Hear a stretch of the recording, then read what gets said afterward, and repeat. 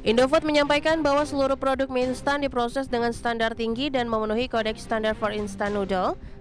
Selain itu, produk telah mendapat sertifikasi standar nasional Indonesia atau SNI dan diproduksi di fasilitas dengan sertifikasi internasional ISO 22000 atau FSSC 22000 untuk sistem manajemen keamanan pangan.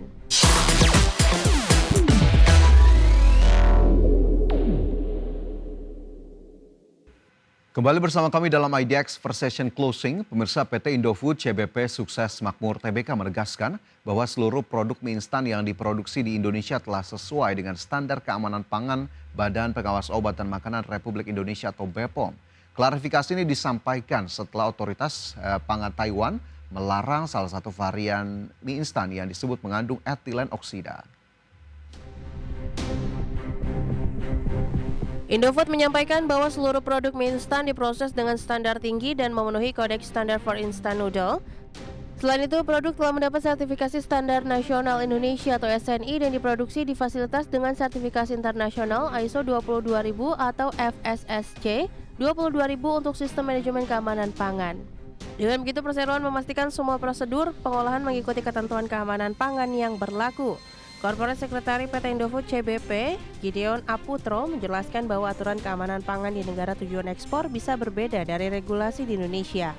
Perseroan senantiasa memenuhi ketentuan yang berlaku di tiap negara termasuk Taiwan. Namun ia menegaskan bahwa varian Indomie soto Banjar limau kulit yang dipermasalahkan ternyata diimpor oleh pihak yang bukan distributor resmi perusahaan.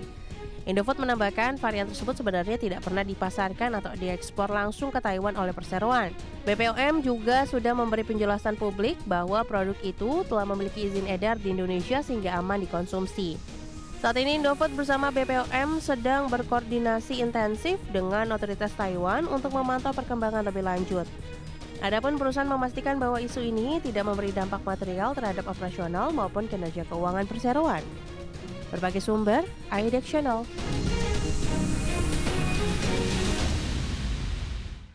PT Industri Jamu dan Farmasi Sido Muncul Tbk terus memperkuat kinerja ekspor dengan menargetkan peningkatan pasar ke wilayah baru seperti Indo, China, dan Afrika.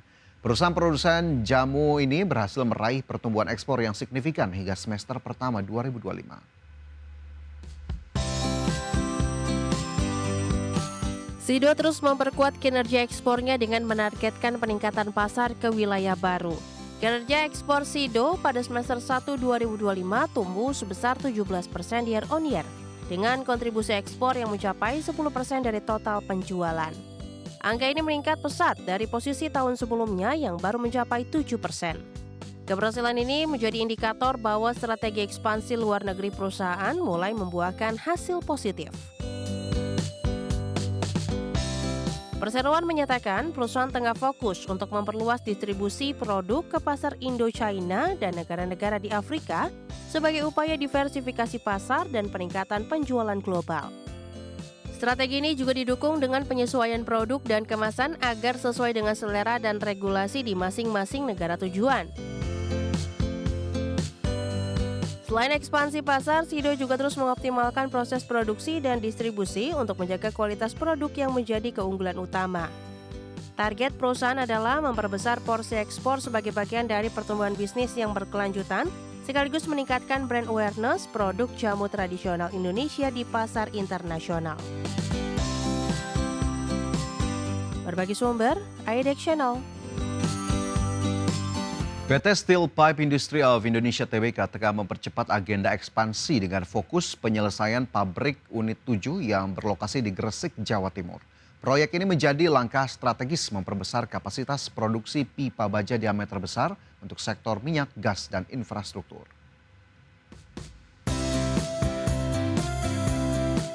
PT Steel Pipe Industry of Indonesia Tbk percepat agenda ekspansi dengan fokus penyelesaian pabrik. Pabrik unit 7 yang sedang dibangun akan menjadi basis produksi pipa diameter besar yang dibutuhkan sektor industri berat seperti minyak dan gas. Dengan hadirnya fasilitas baru ini, ISSP menargetkan peningkatan kapasitas produksi secara signifikan untuk memenuhi permintaan pasar domestik dan ekspor. Keberadaan pabrik ini juga diharapkan mendongkrak daya saing perusahaan di industri baja nasional dan internasional. ISSP menargetkan pabrik unit 7 mulai beroperasi pada kuartal 2 2026. Penyelesaian fasilitas ini menjadi prioritas utama perusahaan dalam upaya ekspansi kapasitas dan diversifikasi produk. Perusahaan optimistis dengan potensi pasar pipa baja yang terus tumbuh didorong oleh proyek-proyek infrastruktur dan energi yang sedang berjalan di Indonesia dan kawasan regional. Selain ekspansi produksi, ISSP juga fokus pada peningkatan kualitas produk dan efisiensi operasional agar tetap kompetitif. Dengan perencanaan matang dan manajemen yang profesional, perusahaan yakin dapat mencapai target bisnis sambil berkontribusi pada penguatan industri baja nasional. Langkah ini penting untuk menjawab kebutuhan pembangunan nasional dan pasar ekspor. Berbagai sumber, IDEX Channel.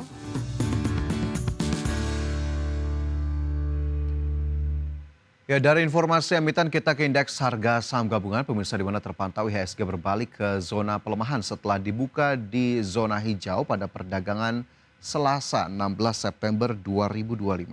Pada penutupan perdagangan di sesi pertama, IHSG melemah 0,28% ke level 7.915 setelah pada perdagangan pagi IHSG dibuka menguat ke level 7.979.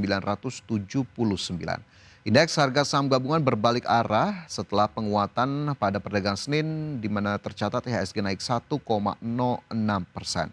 Pada perdagangan di paruh pertama Selasa, IHSG mencatatkan nilai transaksi mencapai 9,33 triliun rupiah. 331 saham menguat, 344 saham lemah, dan 281 saham lainnya bergerak stagnan. Saham-saham big caps cukup mendominasi dari pelemahan indeks harga saham gabungan di mana terpantau berdasarkan data IDX Mobile, saham-saham perbankan terutama Himbara ini berbalik arah setelah mencatatkan penguatan pada perdagangan sebelumnya. Ya, dari posisi indeks harga saham gabungan kita coba cermati saham-saham apa sajakah yang masuk dalam jajaran top gainers, top losers, dan bagaimana juga dengan pergerakan sektoral. Dari posisi top gainers pada perdagangan di sesi pertama ada saham BRMS naik 3,6% ke level 575, saham Real naik 13,48% ke Rp101, saham Indi naik 2,83% ke level 2.180 dan saham HMSP melesat 19,82% ke Rp665. Sementara dari sisi top loser, saham-saham perbankan dan juga big caps mendominasi. Ada BBCA yang turun 1,56% ke level Rp7.900. BBRI juga turun 1,45% ke Rp4.080. Goto terkoreksi 3,51% ke Rp55 dan BRPT turun 2,09% ke Rp2.270 per saham.